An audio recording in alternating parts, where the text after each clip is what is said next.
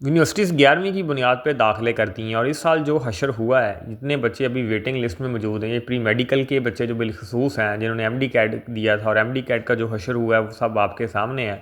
और अभी तक बच्चे प्रेशर कुकर में मौजूद हैं और कोई उनका पुरसाने हाल नहीं। अब इस सब सूरत हाल के बाद जो बच्चों का मेन फोकस है, वो अभी स्प्रिंग के एडमिशन हैं। अब इस स्प्रिंग के एडमिशन्स की वजह से मुझे बहुत सारे क्वेरीज आती हैं और आज की इस वीडियो में आप लोगों को स्प्रिंग के एडमिशन्स के मतलब जो अभी आपके रिसेंटली सवालात हैं, वो हम कोशिश करेंगे कि तमाम ही एड्रेस हो जाएँ। वहीं पर जो बच्चे अभी प्री मेडिकल के स्टूडेंट्स हैं, वो कुछ चाइना के मतलब बड़े सवालात पूछे जा रहे हैं और उनको भी मैं कोशिश करूँगा कि वीडियो के इसमें आपको कवर कर दूँ। बाकी फिर भी अगर आपके कोई सवालात रह जाएँ तो मैं आपको उसका तरीक़ाकार वीडियो के लास्ट में बता दूँगा। चलते हैं अपनी वीडियो की जानिब। सबसे पहले देखें तो जो स्प्रिंग के एडमिशन्स हैं, वो अभी नवंबर के महीने से कुछ यूनिवर्सिटीज़ के शुरू हो जाएँगे, जैसे कि कॉमसेट्स है। अब अगर आप लोगों ने कॉमसेट्स के टेस्ट वगैरह की प्रिपरेशन कर रखी है या आपने एनटीएस वगैरह दे रखा है, तो जिन बच्चों ने तो एनटीएस क्लियर कर रखा है, उनको तो शायद कॉमसेट्स के टेस्ट में बैठने की ज़रूरत नहीं है। अगर आपके वहाँ पे मार्क्स अच्छे हैं तो आप वैसे ही अप्लाई कर दें। बाकी नवंबर से दाखिले शुरू हो जाने हैं। आपको नवंबर में, इसी मंथ में, बहुत सारी यूनिवर्सिटीज़ के एडवर्टाइजमेंट नज़र आ जाने हैं। अब नवंबर से लेकर अब ये एडमिशन्स का जो सिलसिला है मुख्तलिफ यूनिवर्सिटीज़ में, ये आपको तकरीबन जनवरी और फरवरी तक नज़र आएगा। यानी फरवरी तक एडमिशन आलमोस्ट होते रहते हैं।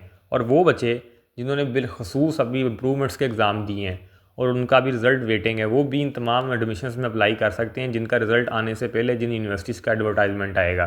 तो आप अब वेटिंग रिज़ल्ट वाले भी इसमें अप्लाई कर सकते हैं।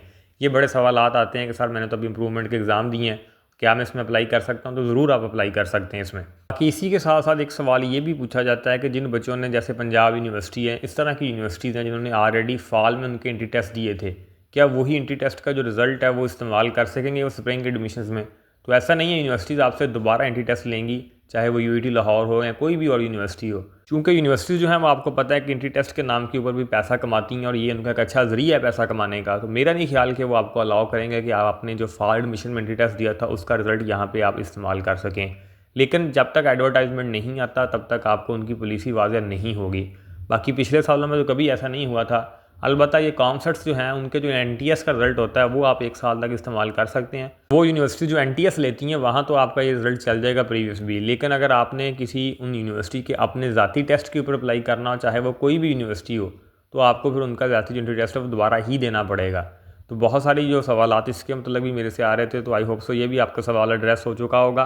कि अगर आपने एग्जैक्टली डेट्स वगैरह देखनी हो, प्रोग्राम कौन कौन से ऑफ़र होते हैं, ये बहुत सवालात आते हैं, तो आप अपनी पर्टिकुलर यूनिवर्सिटी में, लेट्स सपोज दैट, अगर आप कॉमर्स में दाखिला लेना चाहते हैं या किसी भी और यूनिवर्सिटी में दाखिला लेना चाहते हैं, UCP, UMT, university of Lahore, तो आप इन तमाम यूनिवर्सिटीज़ के अभी इस साल जो जनवरी में इन्होंने दाखिले ओपन किए थे या नवंबर दिसंबर में जो थे, उनके एडवर्टाइजमेंट आपको गूगल से, फेसबुक से मिल जाएंगे।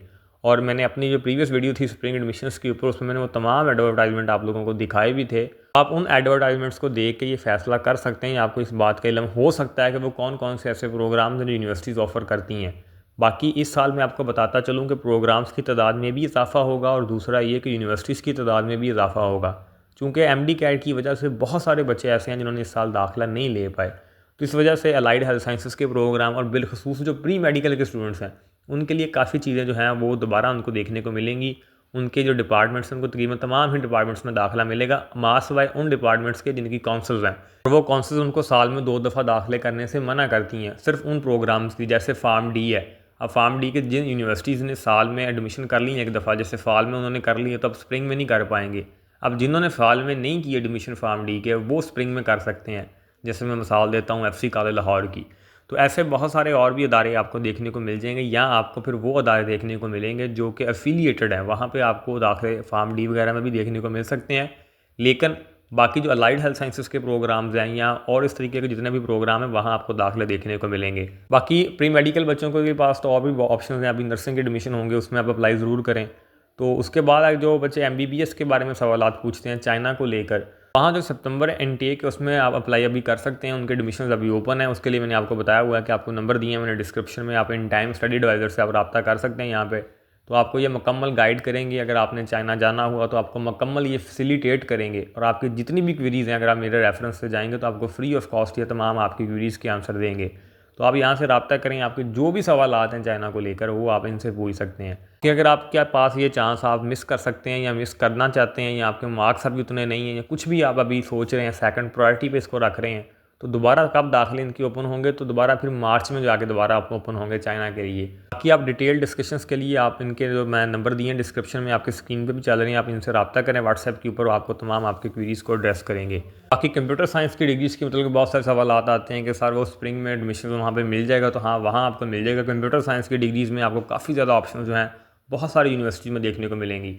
ऑलमोस्ट तकरीबन जितनी भी यूनिवर्सिटीज़ आपको एडमिशन ऑफर करेंगी, हर जगह आपको जो कंप्यूटर साइंस का जहाँ जहाँ डिपार्टमेंट है वो इसमें दाखिले गेन दोबारा ओपन करेंगे।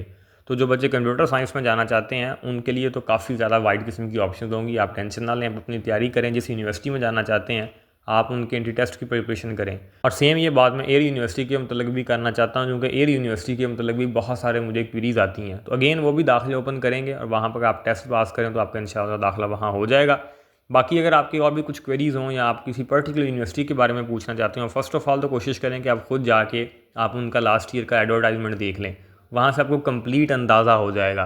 बाकी अगर आपको किसी यूनिवर्सिटी का एडवर्टाइजमेंट नहीं मिलता या आपके कुछ और सवाल आते हैं या मेरे से डायरेक्ट बात करना चाहते हैं आप कॉल के ऊपर, तो उसका तरीकाकार ये है कि आप हमें इंस्टाग्राम के ऊपर अप्रोच करें। इंस्टाग्राम का अकाउंट बिल्कुल इसी नाम से मौजूद है जिस नाम से यूट्यूब चैनल मौजूद है। तो आपकी मेरे से बात वहाँ पे हो जाएगी, आप अपनी कॉल बुक करवा सकते हैं। Thank you.